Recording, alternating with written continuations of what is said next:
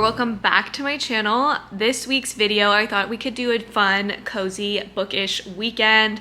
The weather in Dallas is not going to be the best this weekend. We're supposed to get a lot of thunderstorms, so I thought this weekend would be the perfect chance to do like a bookish updates because I desperately need to update my book journal. I have not updated that for like 2 months now, so we need to go update that. So that'll be a fun like journaling, scrapbooking kind of session. And then I have a fun project that I need to do. I need to help my mom build some like Lego sets for this art project that she's working on. So I plan to do that, and I kind of want to do my sheets. I feel like it's time. I need to wash and clean them and get some fresh sheets on the bed.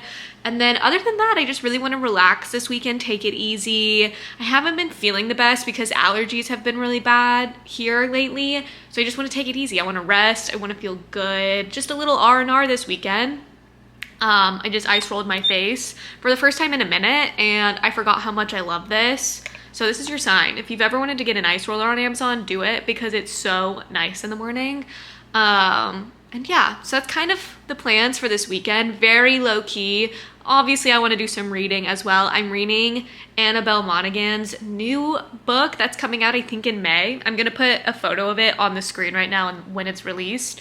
I want to say it's May. I could be wrong. But anyways, I've started this. I'm like 30% into the book, and I'm really enjoying it so far. Personally, I loved Nora Goes Off Script. That's my favorite from Annabelle Monaghan, and this book is reminiscent of that one.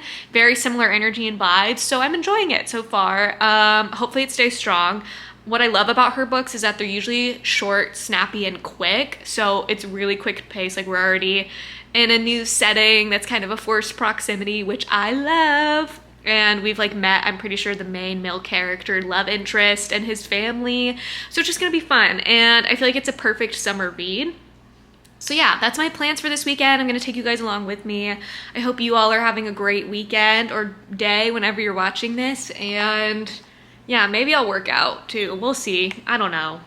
I don't know if we'll do that. Maybe we'll go walk on the treadmill if I'm feeling like it. But that's the plans, besties.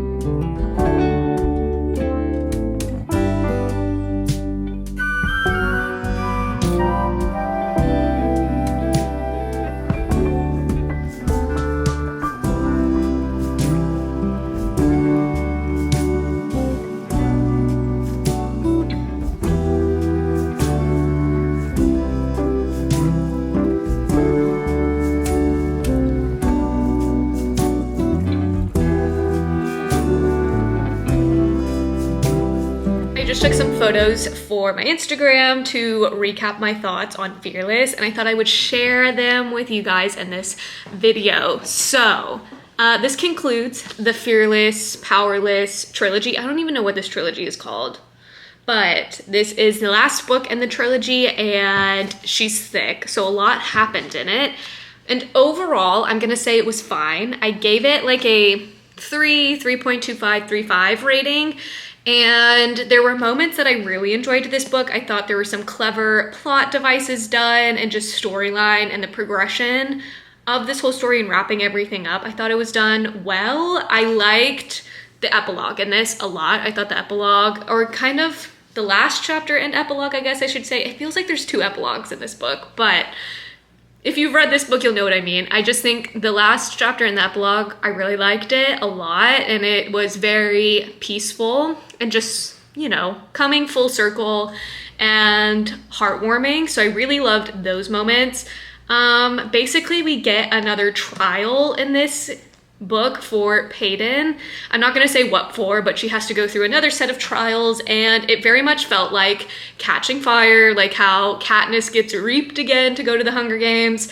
Kind of the same thing here. She goes through another set of trials, and we didn't spend too long in each trial, which was fine, I guess, because the novelty of the trials is definitely worn off. Like in the first book, I loved that aspect. It was very high tension, stakes were at an all-time high.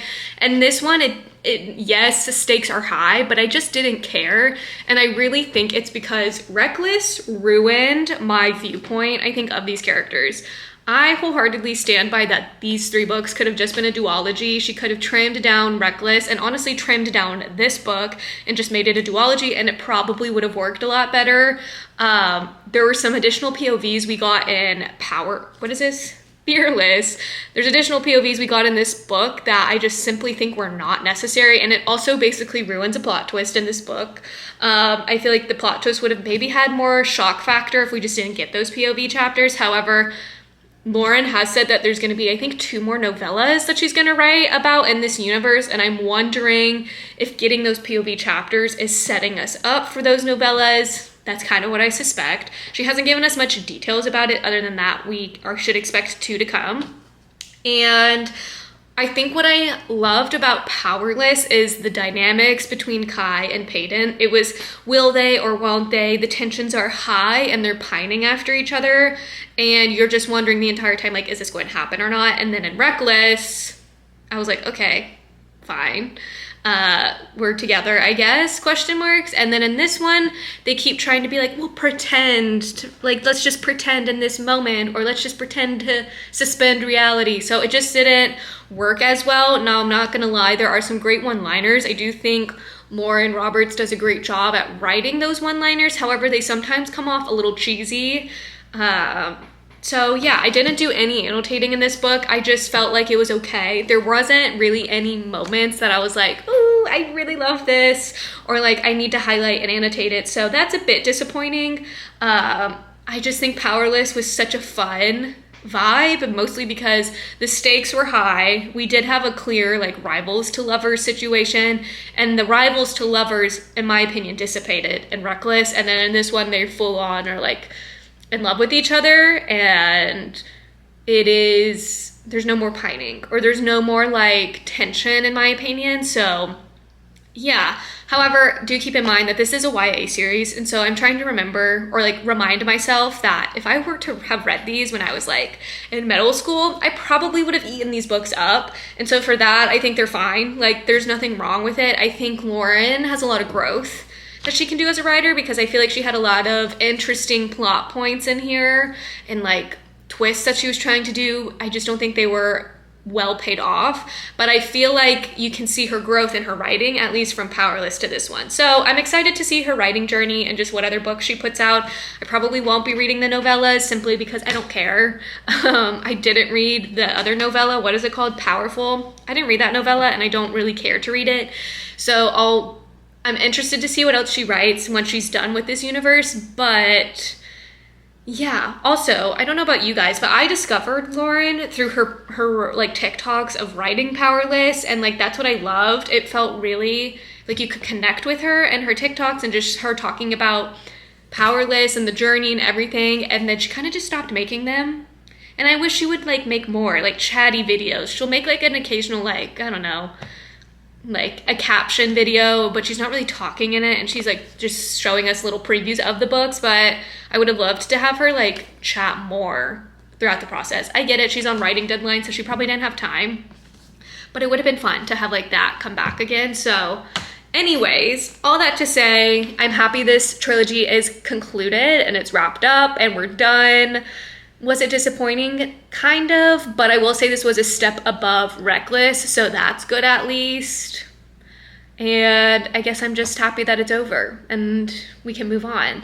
So yeah, anyways, also I have the Barnes & Noble edition, and I don't know how I feel about the red font. I really liked the pink font and like the other editions, but oh well.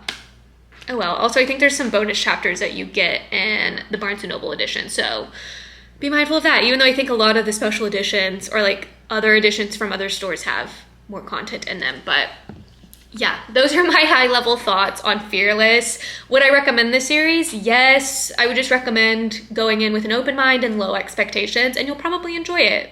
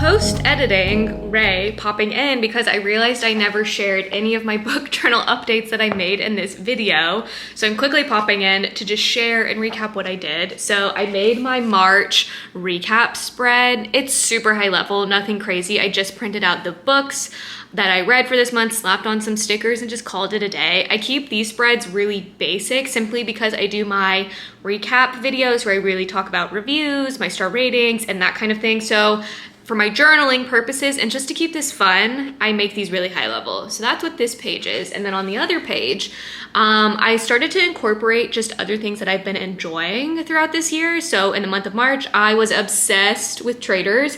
Again, I wanted to flesh this page out a bit more. All I did was print out like a photo of the past season, slapped on some stickers, and did a little bit border detailing, but that's it. I might come back to this page and add more to it, but I was obsessed with Traders, I know that, so that's what this page is.